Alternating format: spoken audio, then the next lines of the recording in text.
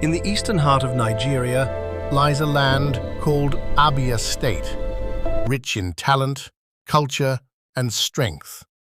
Yet, for many who were born here, it never truly felt whole. From childhood memories to youthful dreams, the story often sounded the same. Roads that slowed journeys, dark nights lit mostly by generators, schools needing more support, businesses striving against difficult conditions. Children grew up thinking, maybe this is how it has always been. Parents hoped quietly for something better. Elders prayed for a new chapter. In the industrious streets of Aba, traders learned resilience early.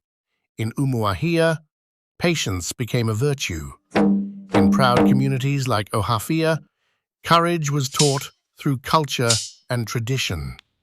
Yet deep inside every Abian heart, there was a question. Will we ever see the Abia we dream of? Then came a turning point.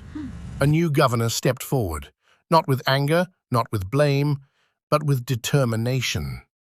He said, "We may not rewrite yesterday, but together we will redefine tomorrow." For the first time in a long while, the words felt different, because they were followed by visible action. Roads began receiving serious attention, not patchwork, reconstruction. Major routes improved.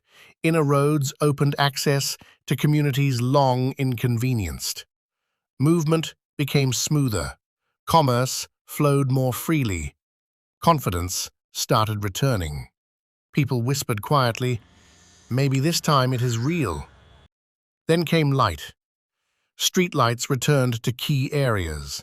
Power initiatives strengthened stability. Markets and neighborhoods shone longer into the night. Women stepped outside and noticed the difference. Children pointed excitedly at glowing streets. Shop owners closed later, not in fear, but in opportunity. One mother lifted her voice and sang, "Light has found us." Education did not remain behind. Schools were upgraded, facilities improved, teachers encouraged, learning environments strengthened.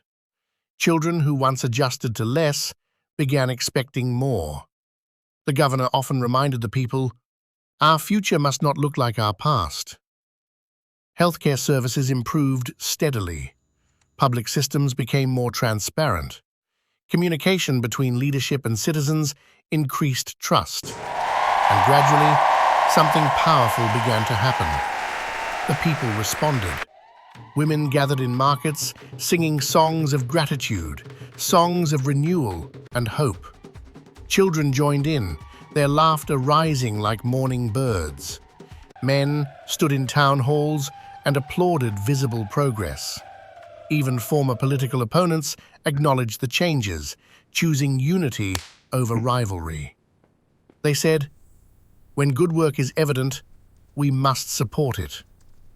Abians abroad began sending investments home. Entrepreneurs reopened workshops in Aba. Young innovators launched new ventures.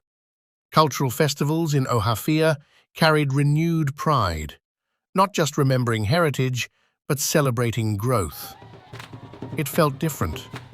For many who had never known a good Abia since birth, this was the first time they saw structured improvement, steady effort, and visible results. By the second year, hope felt stronger. By the third year, confidence grew.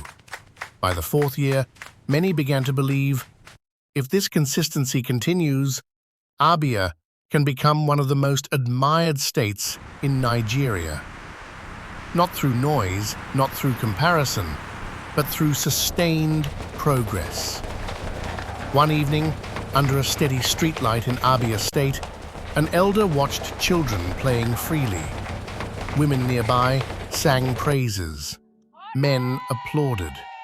Communities expressed gratitude. The elder smiled and said, "Some generations endure the planting. Others witness the harvest." For the first time in many lifetimes, Abia was not just enduring, It was rising.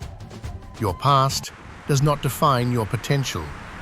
A land can change direction. When leadership works with sincerity and the people respond with unity and faith, even a state that never seemed to shine can begin to glow. Perhaps this generation will be remembered as the one that saw Abia truly rise.